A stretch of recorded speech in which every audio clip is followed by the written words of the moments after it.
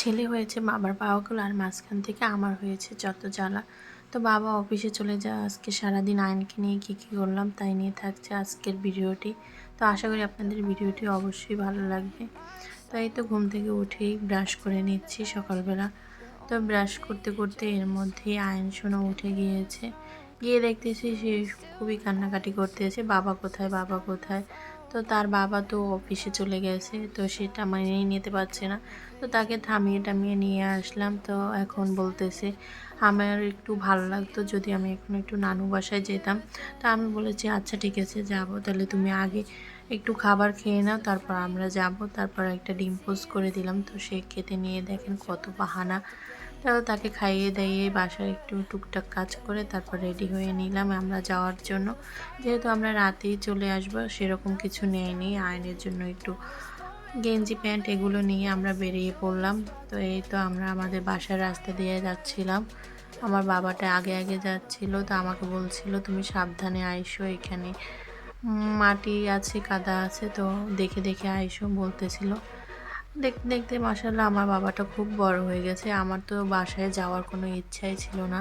তো তার কথা অনুযায়ী যেহেতু তার মনটা খারাপ হয়ে গেছে, তার বাবা পিরোজপুর চলে গেছে, তো সেই জন্য যে ভাবলাম যাই, থাক নিয়ে যাই, ছোট মানুষ আর ও এমনিতেও খুব একটা কোথাও যেতে চায় না, বাসায় থাকে।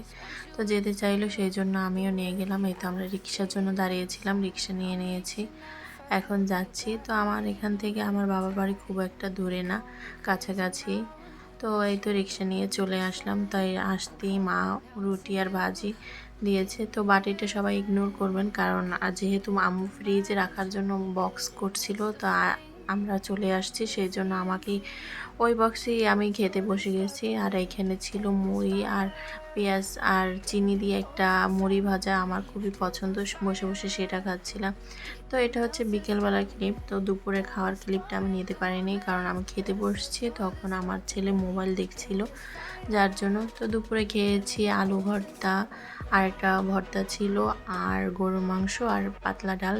অনেক দিন ধরে এই মাংস টাংস খেতে আমার খুব একটা ভালো লাগছিল না, আম্মুকে বলছি যে সিম্পল খাবার রান্না করবো আর আমরা রাতে চলে যাব। আর রাতে আমি খুব একটা খাই না, দুই একদিন খাই দুই একদিন খাই না এরকম।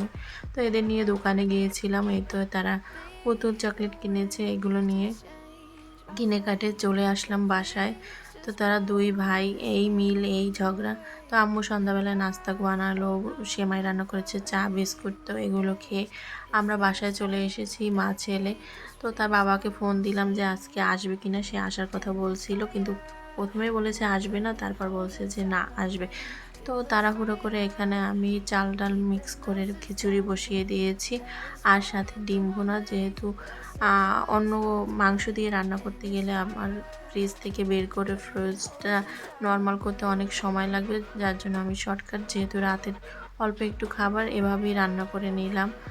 আর তো এদিকে আমার খিচুড়িটাও হয়ে গিয়েছে, আর ডিমটাও আমি ভুনা করে নিয়েছি। এর মধ্যে আয়নের পাপা চলে আসছে, আর আয়ন বলছিল কেক খাবে, যার জন্য পেস্ট্রি শপ থেকে কেক নিয়ে আসছে। তো আজকে সারাদিনে অ্যাক্টিভিটি আমাদের এটাই ছিল মা ছেলের। যদি আমাদের ভিডিওটি ভালো লাগে অবশ্যই লাইক কমেন্ট এবং সাবস্ক্রাইব করতে ভুলবেন না। সবাই ভালো থাকবেন, সুস্থ থাকবেন, আল্লাহ হাফেজ।